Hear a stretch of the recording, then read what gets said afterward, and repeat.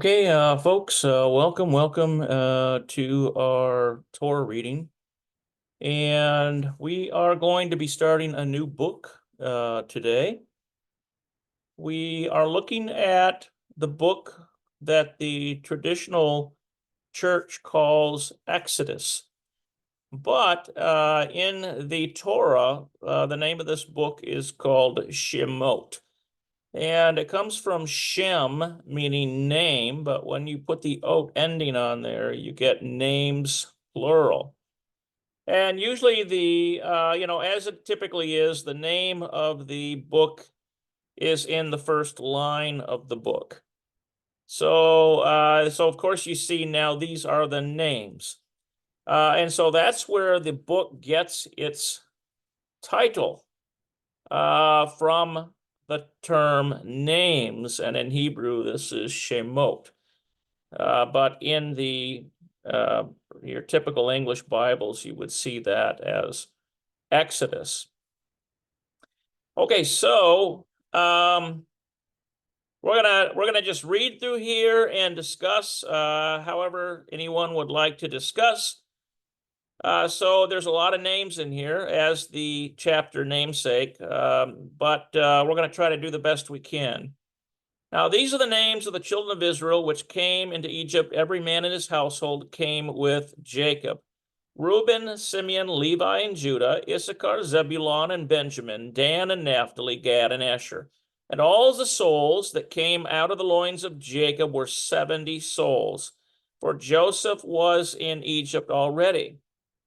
And Joseph died, and all his brethren, and all that generation, and all the children of Israel were fruitful and increased abundantly, and multiplied, and waxed exceedingly mighty.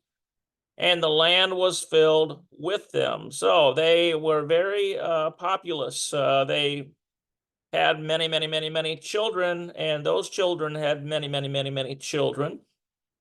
Which is, we know, to be one of the blessings of the children of Israel.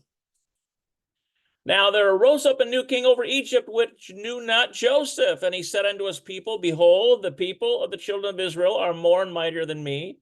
Come on, let us deal. Now this term wisely, I think it's more slyly.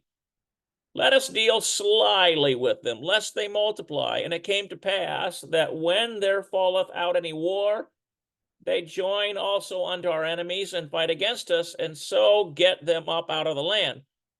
So basically, at that point, they wanted the people to be there in order to do the dirty work, basically the heavy burden work. And Pharaoh didn't want to lose them. Therefore, they did set over them taskmasters to afflict them with their burdens, and they built for Pharaoh treasure cities, Pithom and Ramses. But the more they afflicted them, the more they multiplied and grew. There's another trait of Israel. The more you're afflicted, the more the Father prospers you. And they were grieved because of the children of Israel. And the Egyptians made the children of Israel to serve with rigor. And they made their lives bitter with hard bondage, in mortar and in brick, and in all manner of service in the field. All their service wherein they made them serve was with rigor. And the king of Egypt spake to the Hebrew midwives, of which the name of the one was Shiphrah, and the name of the other Puah. Looks like Shiphrah, and the name of the other Puah.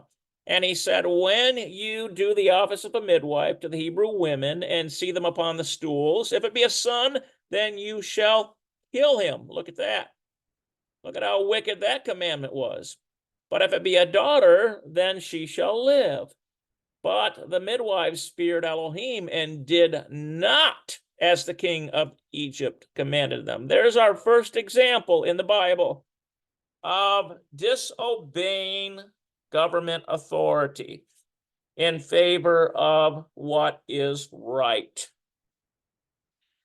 But saved the men, children alive. This is what the midwives did. They didn't listen to Pharaoh, but they saved them alive. And the king of Egypt called for the midwives and said unto them, Why have you done this thing, and have saved the man children alive? And the midwives said unto Pharaoh, Because the Hebrew women are not as the Egyptian women, for they are lively, and are delivered ere the midwives come in unto them. So basically they're saying They end up having these children too fast before we can even get there to do anything about it. That was their reasoning.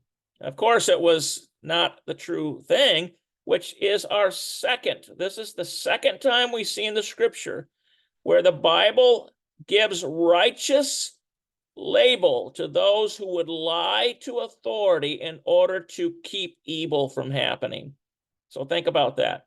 Therefore, Elohim dealt well with the midwives, and the people multiplied and waxed very mighty. And it came to pass, because the midwives feared Elohim, that he made them houses. And Pharaoh charged all his people, saying, every son that is born ye shall cast into the river, and every daughter ye shall save alive. Well, the thinking was that if they kept the daughters, they would end up marrying Egyptians, and the nation would eventually give up their what the Egyptians considered to be very, very barbaric practices.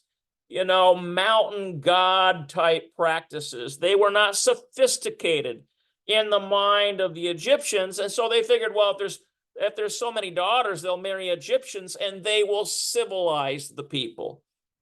But it was not to be. The male children were kept alive, and they married when they grew up, then the girls that grew up into women, young women, would marry within their tribe and people. All right, Exodus 2. And there went a man of the house of Levi and took a wife, a daughter of Levi, and the woman conceived and bare a son. And when she saw him that he was a goodly child, she hid him 3 months. And when she could no longer hide him, she took for him an ark of bulrushes and daubed it with slime and with pitch, and put the child therein, and she laid it in the flags by the river's banks. And his sister stood afar off to wit what was done to him. And the daughter of Pharaoh came down to wash herself at the river, and her maidens walked along by the river's side. And when she saw the ark among the flags, she sent her maid to fetch it. And when she had opened it, she saw the child, and behold, the baby wept. And she had compassion on him and said, this is one of the Hebrews' children. Then said his sister to Pharaoh's daughter, shall I go and call to thee a nurse of the Hebrew women, that she may nurse the child for you? Pharaoh's daughter said to her, go. And the maid went and called the child's mother. Look at how that worked out. Isn't that interesting how that worked out? And the Pharaoh's daughter said unto her, take this child away and nurse it for me, and I will give thee thy wages. And the woman took the child and nursed it. And the child grew, and she brought him unto Pharaoh's daughter, and he became her son. And she called his name Moses. So this is how Moses developed as a child. And she said, because I drew him out of the water. And it came to pass in those days when Moses was grown, that he went out unto his brethren and looked on their burdens. And he spied on the Egyptians smiting a Hebrew, one of his brethren. And he looked this way, and he looked that way. And when he saw there was no man, he slew the Egyptian and hid him in the sand. And when he went out the second day, behold, 2 men of the Hebrews strove together. And he said to them that did the wrong, wherefore smitest you your fellow? And he said, who made you a prince and a judge over us, and tend you to kill me as you killed the Egyptians? Uh-oh. He realized he had not done so outside of the sight. And someone did see him. And so Moses feared and said, surely this thing is known. Now when Pharaoh heard this thing, he sought to slay Moses. Look at that. But Moses fled from the face of Pharaoh and dwelt in the land of Midian, and he sat down by a well. Now the priest of Midian had 7 daughters, and they came and drew water and filled the troughs to water their father's flock. And the shepherds came and drove them away. But Moses stood up and helped them and watered their flock. And when they came to Reuel, their father, he said, how is it that you are come so soon today? And they said, an Egyptian delivered us out of the hand of the shepherds, and also drew water enough for us, and watered the flock. And he said to his daughters, and where is he? Why is it that you have left the man? Call him, that he may eat bread. So, Moses did a kind thing for these daughters, and in return, he had a place to stay. And Moses was content to dwell with the man, and he gave Moses Zipporah, his daughter. And she bare him a son, and he called his name Gershom, for he said, I have been a stranger in a strange land. Now notice this here, the very name Ger now is even used in Hebrew to describe a stranger. And it came to pass in the process of the time, the king of Egypt died, and the children of Israel sighed by reason of the bondage. They cried, and the cry came up unto Elohim by reason of their bondage. And Elohim heard their groaning. And Elohim remembered his covenant with Abraham, with Isaac, and with Jacob. And Elohim looked upon the children of Israel, and Elohim had respect unto them. What we see here is we see the development of Moses, how he was saved from death, and how literally Pharaoh's daughter took him in. And now here we are. Moses is in a very high position in Egypt for a while until he had compassion upon one of his fellow Hebrews who were beating each other or being beaten, and he slew an Egyptian, and that got him in trouble, so he had to flee. So now he is in Jethro's camp, or Ruel. And Moses kept the flock of Jethro, his father-in-law, the priest of Midian, now why is it that this uses Ruel here? Because in the book of Jasher, it describes Jethro with his Egyptian name, Ruel. That's why. Now, Moses kept the flock of Jethro, his father-in-law, the priest of Midian, and he led the flock to the backside of the desert and came to the mountain of Elohim, even to Horeb. And the angel of Yahweh appeared unto him in a flame of fire out of the midst of a bush, and he looked, and behold, the bush burned with fire, and the bush was not consumed. And Moses said, I will now turn aside and see this great sight, why the bush is not burned. And yet when Yahweh saw that he turned aside to see, Elohim called unto him out of the midst of the bush and said, Moses, Moses. Now, this is an important key here. It's when Yahweh saw Moses turn to the burning bush, that's when Yahweh spoke to him and said, Moses, Moses. This is in line with the Apostle James when he said, cleanse your hands, ye filthy sinners. Purify your hearts, ye double-minded. Draw near to Elohim, and he then will draw near to you. You understand? You have to draw near first to Elohim before he will turn his face to you. This is a principle we can take from this. And so Moses said, here am I, when the voice spoke to him. And he saw, and the voice said, draw not nigh hither, put off thy shoes from off thy feet, for the place whereupon you stand is holy ground. Moreover, he said, I am the Elohim of thy father, the Elohim of Abraham, the Elohim of Isaac, and the Elohim of Jacob. And Moses hid his face, for he was afraid to look upon Elohim. And Yahweh said, I have surely seen the affliction of my people, which are in Egypt, and have heard their cry by reason of the taskmasters, for I know their sorrows, and I am come down to deliver them out of the hand of the Egyptians, and to bring them up out of that land into a good land, and a large, unto a land flowing with milk and honey, unto the place of the Canaanites, and the Hittites, and the Amorites, and the Perizzites, and the Hivites, and the Jebusites. Now, therefore, behold, the cry of the children of Israel is come unto me, and I have also seen the oppression wherewith the Egyptians oppress them. Come now, therefore, and I will send you unto Pharaoh, that you may bring forth my people, the children of Israel, out of Egypt. And Moses said to Elohim, who am I, that I should go unto Pharaoh, and that I should bring forth the children of Israel out of Egypt? And he said, certainly, I will be with you. This is Almighty Yah assuring Moses, certainly I will be with you, and this shall be a token to you that I have sent you. When you have brought forth the people out of Egypt, you shall serve Elohim upon this mountain. And Moses said unto Elohim, Behold, when I come unto the children of Israel, and they shall say to me, and shall say to them, the Elohim of your fathers hath sent me unto you, and they shall say to me, What is his name? What shall I say unto them? And Elohim said unto Moses, I am that I am. Now in the Hebrew, this is Aye Asher Aye. And it means I will be that which I will be. And it's a stunning phraseology. I have often thought, and maybe others have thought, well, why didn't he just say, my name is Yahweh? But he is describing his character. He is the self-eternal one. He exists outside of space and time. He is in the eternal realm. That's what sets him apart from all the false gods who are really just demons.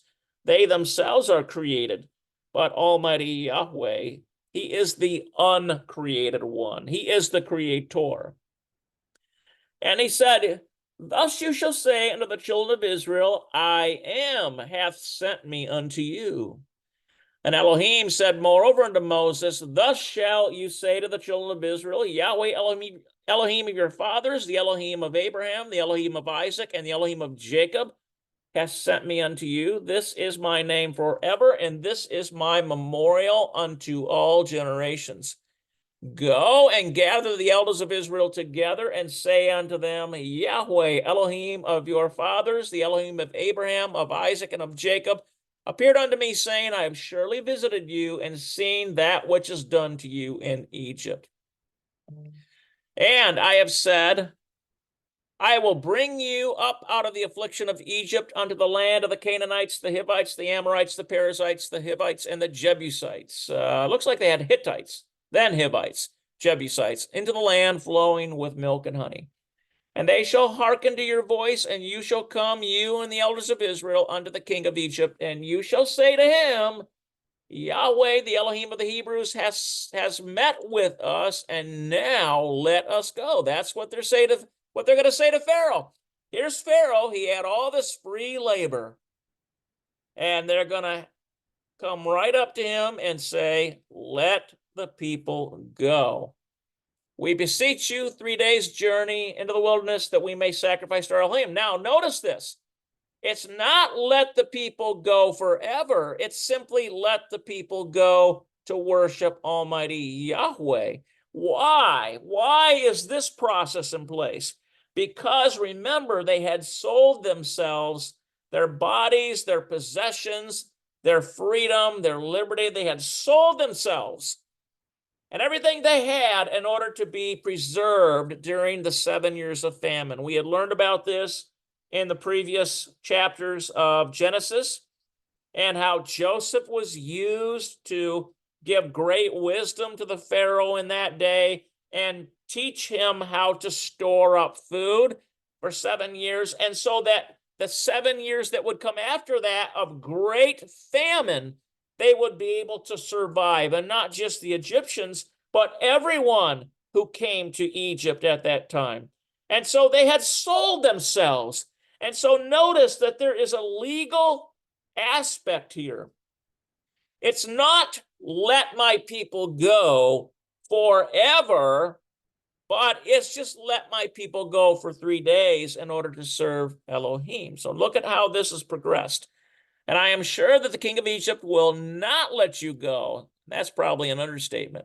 No, not by a mighty hand. And I will stretch out my hand and smite Egypt with all my wonders, which I will do in the midst thereof. And after that, he will let you go. And I will give this people favor in the sight of the Egyptians. And it shall come to pass that when you go, you shall not go empty, but every woman shall borrow of her neighbor, and of her that sojourneth in her house, jewels of silver and jewels of gold, and raiment, and you shall put them upon your sons and upon your daughters, and you shall spoil the Egyptians. Now, notice that this is given right at the get-go. He's given them the plan. He's saying, look, I want you to go to Pharaoh. I want you to tell him, let the people go for 3 days in order to worship their Elohim. And then because he is going to resist, great punishment and judgment is going to come upon Egypt. But finally, it's going to break the back of Pharaoh, that he is going to let you go. And then just before you go, I want you to go to all your neighbors and say, hey, give me your gold and silver, give me this, give me that. Well, because they had been serving for free as slaves. And so this is, it's a way of Yahweh giving them payment for all of their hard years of bondage. All right, Exodus 4.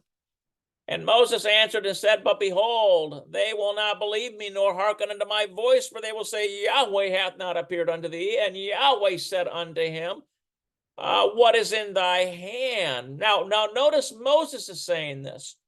Moses is saying, they're not going to believe me. And so here is Yahweh giving him a sign. And Moses said unto him, what is in thy hand? And he said, a rod.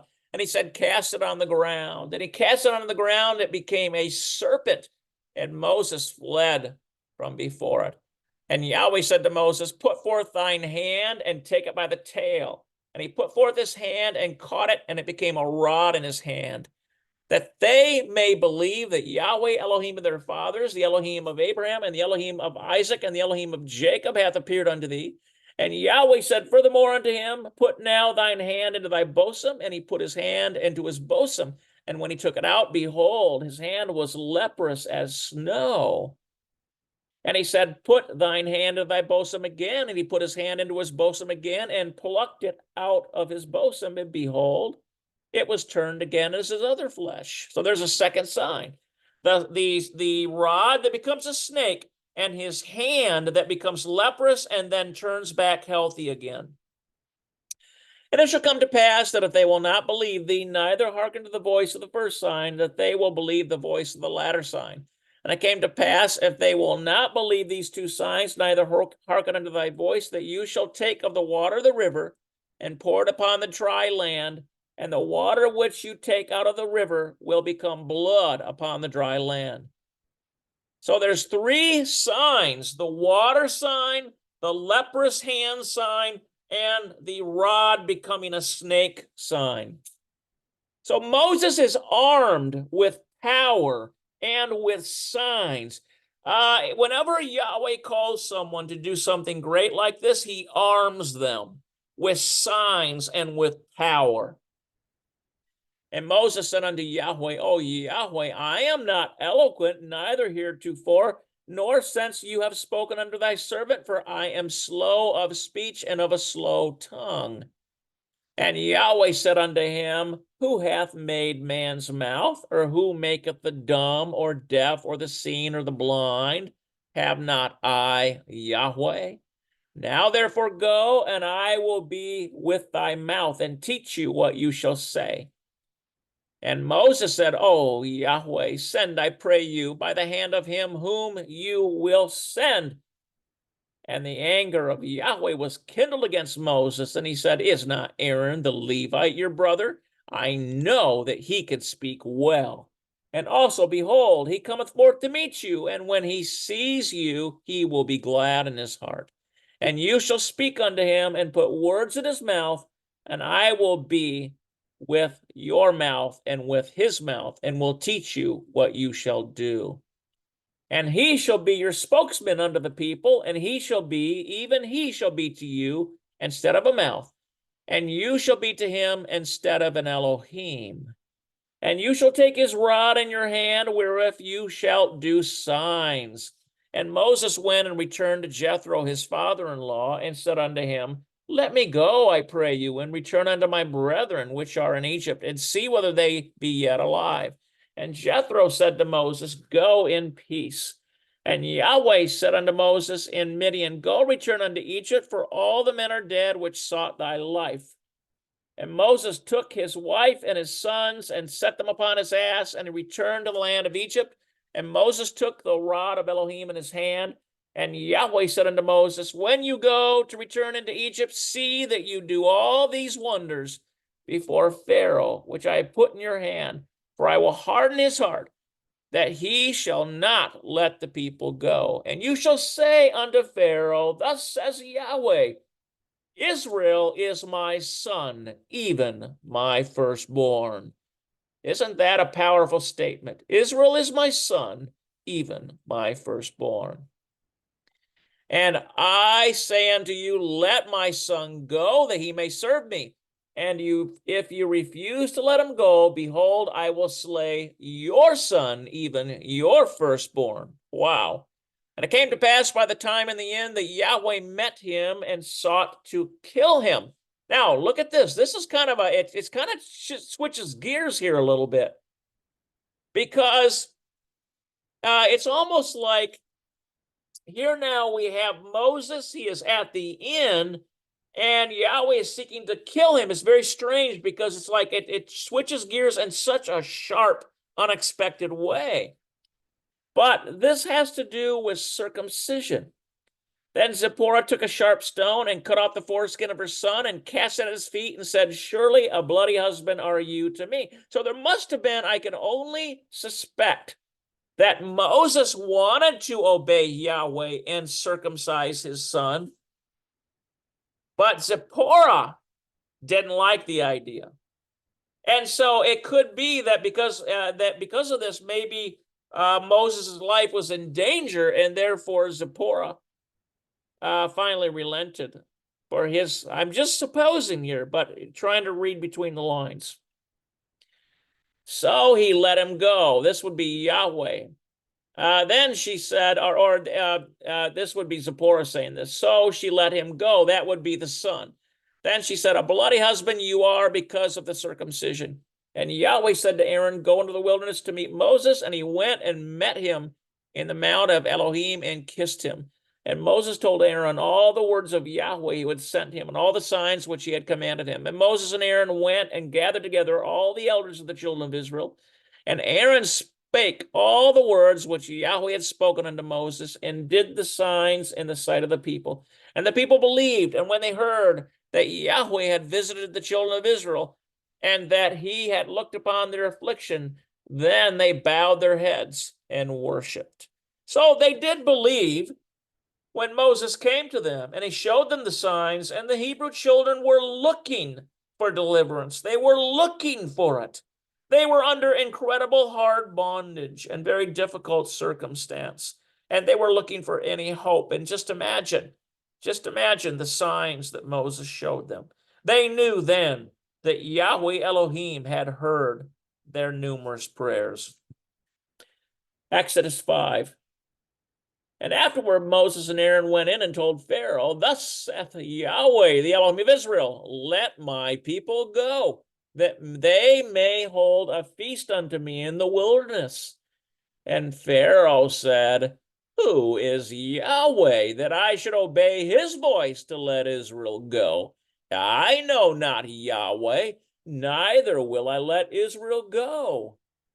And they said, the Elohim of the Hebrews hath met with us.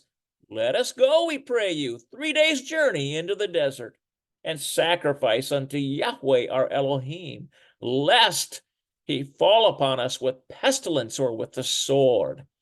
And the king of Egypt said unto them, wherefore do you, Moses and Aaron, let the people from their works get you under their burdens? And Pharaoh said, behold, the people of the land now are many, and you make them rest from their burdens.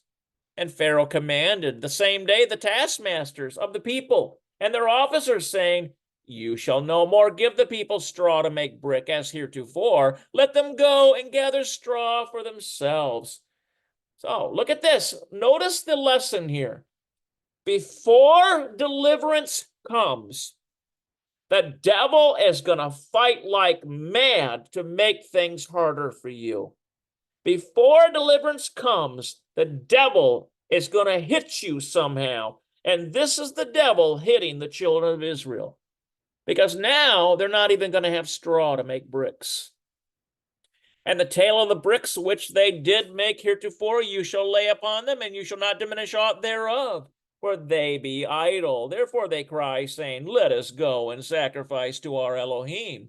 Let their more work be laid upon the men, that they may labor therein, and let them not regard vain words. And so this was a difficult thing that Pharaoh gave to the taskmasters to make things even harder on the children of Israel. Already it was very hard. And the taskmasters of the people went out and their officers, and they spake to the people, saying, Thus says Pharaoh, I will not even give you straw. Go you and get you straw where you can find it. Yet not aught of your work shall be diminished. You're not expected to have any less work now. But they don't even have the building supplies that they need to fulfill the quota.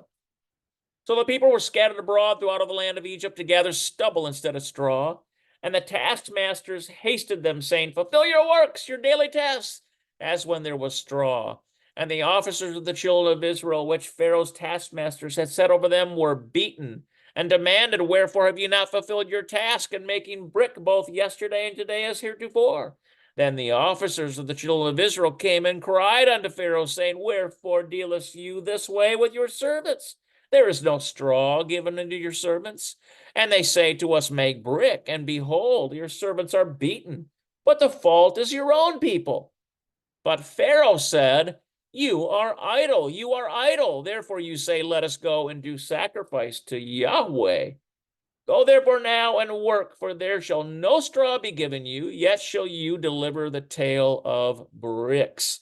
And the officers of the children of Israel did see that they were in evil case, after it was said, You shall not diminish aught from your bricks of your daily tasks. So they knew at this point the demeanor of Pharaoh had changed, and now he was angry with them and making things impossibly hard upon the people.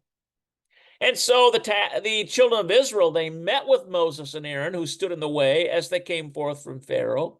And they said unto them, Yahweh look upon you and judge, because you made our savor to be abhorred in the eyes of Pharaoh. What are they saying here? You made us to stink in the eyes of Pharaoh. And in the eyes of his servant, to put a sword in their hand to slay us. And Moses returned unto Yahweh and said to Yahweh, now notice this. I want you to notice something about Moses. Here is deliverance. It's on the horizon. But the devil is trying to steal the blessing. And he's acting in the stead of Pharaoh to make things harder, for them. But what does Moses do? Does Moses get bitter? Now the people, the taskmasters, the Hebrew elders, they were bitter because they were beaten. But Moses, look at Moses. Did he get bitter? No.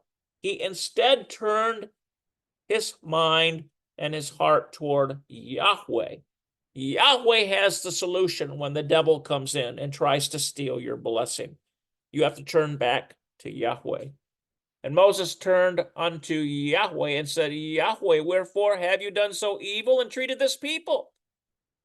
Why is it that you have sent me? For since I came to Pharaoh to speak in your name, he hath done evil to this people. Neither have you delivered thy people at all.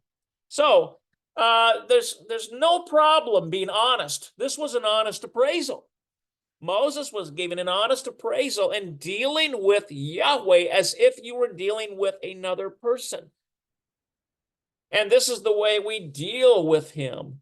When we come to him, this is the trouble I'm having. This is the suffering that I'm undergoing.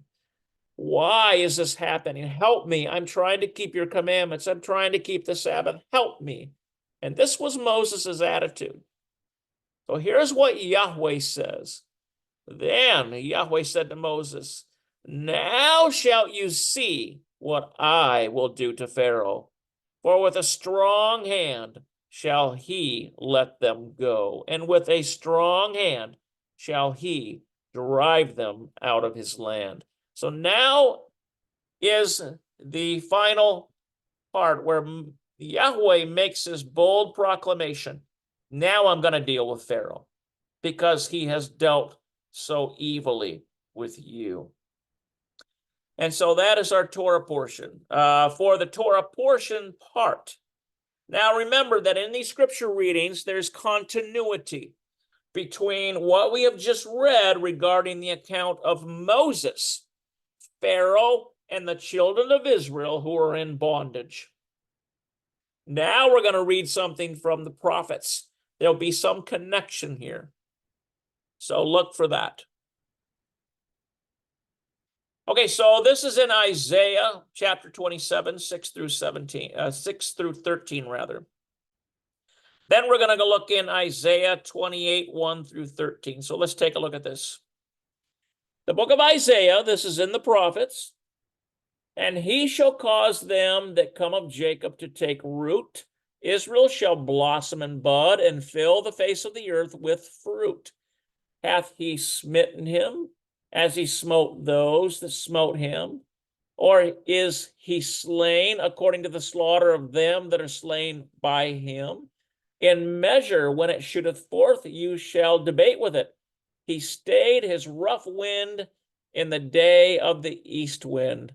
By this, therefore, shall the iniquity of Jacob be purged. And this is all the fruit to take away his sin, when he maketh all the stones of the altar as chalk stones that are beaten in sunder. The groves, the images shall not stand up. Yet the defended city shall be desolate, and the habitation forsaken, and left like a wilderness. Therefore shall the calf feed, and there shall he lie down, and consume the branches thereof. When the boughs thereof are withered, they shall be broken off. The women come and set them on fire, for it is a people of no understanding. Wherefore he that made them will not have mercy on them, and he that formed them will show them no favor. And it shall come to pass in that day that Yahweh shall beat off from the channel of the river unto the stream of Egypt. And you shall be gathered one by one, O ye children of Israel. And it shall come to pass in that day that the great trumpet shall be blown, and they shall come which were ready to perish in the land of Assyria, and the outcasts in the land of Egypt, and shall worship Yahweh in the holy mount at Jerusalem. Now, there could be a connection here between the suffering that the children of Israel underwent under Pharaoh's hand. Remember that their attitude was to blame Almighty Yahweh, even though they saw three great signs. They blamed him instead of, like Moses, turning their face to Yahweh. Now, this is a fleshly, ingrained attitude that unredeemed Israel has. And it's the propensity to complain without understanding the spiritual realities, the larger picture that's involved. Now let's go on to Isaiah 28, 1 through 13. Woe to the crown of pride, to the drunkards of Ephraim, whose glorious beauty is a fading flower, which are on the head of the fat valleys of them that are overcome with wine. Behold, Yahweh hath a mighty and strong one, which as a tempest of hail and a destroying storm, as a flood of mighty waters overflowing, shall cast down to the earth with the hand. The crown of pride, the drunkards of Ephraim, shall be trodden underfoot. And the glorious beauty which is on the head of the fat valley shall be a fading flower. And as the hasty fruit before the summer, which when he that looketh upon it seeth, while it is yet in his hand, he eateth it up. In that day shall Yahweh of hosts be for a crown of glory, and for the diadem of beauty unto the residue of his people, and for a spirit of judgment to him that sits in judgment, and for strength to him, to them that turn to the battle to the gate. But they also have erred through wine, and through strong drink are out of the way. The priest and the prophet have erred through strong drink. They are swallowed up of wine. They are out of the way through strong drink. They err in vision. They stumble in judgment. This is very interesting here. Erring in judgment, stumbling in vision, or stumbling in judgment, erring in vision. For all the tables are full of vomit and filthiness, so that there is no place clean. Now, this could have implication because Ephraim, remember, forsook the Torah, and they forsook the difference between clean and unclean. Whom shall he teach knowledge, and whom shall he make to understand doctrine? them that are weaned from the milk and drawn from the breasts. For precept must be upon precept, precept upon precept, line upon line upon line, here a little and there a little. For with stammering lips and another tongue will he speak to this people, to whom he said, this is the rest therewith ye may cause the weary to rest. And this is the refreshing. Yet they would not hear. What is the rest that they refused to rest in? The Sabbath. Ephraim today does not keep the Sabbath, except for a very small portion. The majority of Ephraim, as exemplified in the churches, refuses to keep the Sabbath. But the word of Yahweh was unto them precept upon precept, precept upon precept, line upon line, here a little and there a little, that they might go and fall backward and be broken and snared and taken. And this is what happened to Ephraim in the days when the Assyrians took them away because of their disobedience. They had fallen into idolatry. Remember that Ephraim had put false idols at Dan and Bethel, the golden calves, and they forsook going up to Jerusalem to keep the feast days. And so this all has implication here. And the final part of this is Isaiah 29, 22 to 23. Therefore, thus saith the Yahweh who redeemed Abraham concerning the house of Jacob. Jacob shall not now be ashamed, neither shall his face now wax pale. But when he sees his children, the work of mine hands in the midst of him, they shall sanctify my name and sanctify the Holy One of Jacob and shall fear the Elohim of Israel. So what was one of the purposes that we can discern that Almighty Yahweh allowed the torment to come to the children of Israel? Because they needed to go through some tough times in order to learn how to rely on the Master Yahweh. Sometimes you have to go through tough times so that you learn where the source of your deliverance is. Is the source of your deliverance what's in your bank account? Is the source of your deliverance all of your cars and your houses and your family and your friends and your powerful jobs and your positions? No, my friends. You must relearn what the source of your deliverance is, and it is the mighty Elohim of Israel, the Holy One of Jacob. So at this time, we're going to go on to our New Testament reading. Now, when Yahushua was born in Bethlehem, this is in Matthew chapter 2, 1 through 12, by the way. Matthew chapter 2, 1 through 12.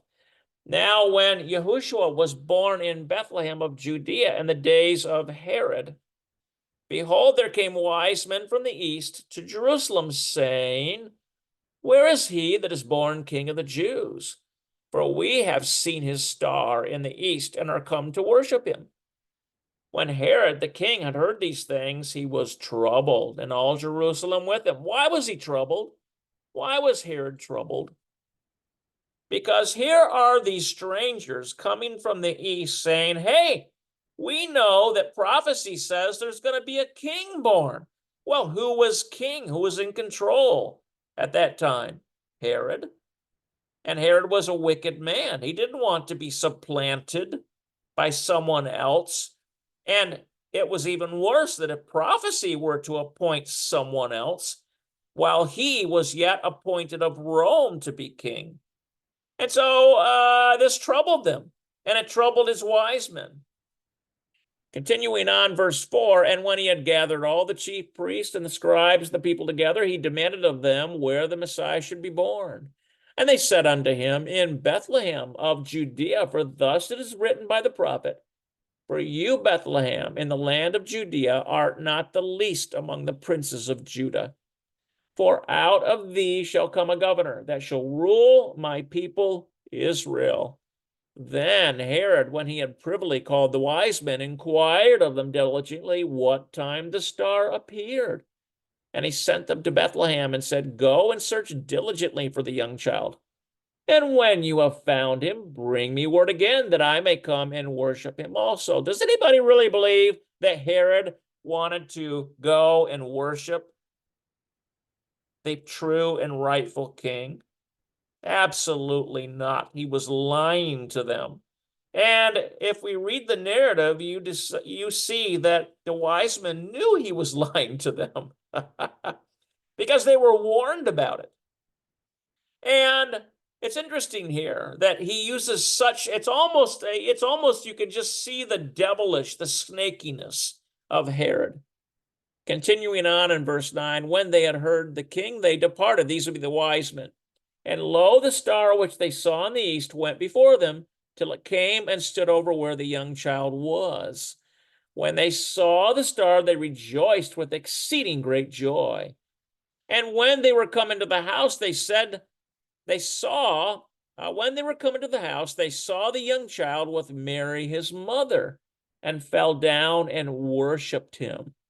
And when they had opened their treasures, they presented unto him gifts, gold and frankincense and myrrh. And being warned in a dream that they should not return to Herod, they departed into their own country another way. So here we have the tabernacle story. Why don't I call this the Christmas story? Because Christmas is a made-up holiday. But this is the tabernacle story of Yeshua Messiah coming in the flesh. It literally says in the New Testament, he tabernacled among mankind. He's tabernacling. And this was the exact time that this was happening, at the time of tabernacles. Why were they all there? Why would the Romans take such effort to tax everybody? Because they were all coming anyway. Because that was one of the biggest feasts, if not the biggest feast, where everyone who was of Jewish background would come and keep the feast. And so we see the connection here. We see some connections here between Moses. We see some connections in that, remember, Moses was slated to be killed, but miraculously he was saved by his mother putting him into a little, like a bulrushes. They were kind of weaved into like a little boat, and he was sent down the Nile River. And we have Yeshua himself also, being preserved here by miraculous means, by reason of a dream that was given to the wise men, warning them, don't go back to Herod and tell him anything. Go out a different way.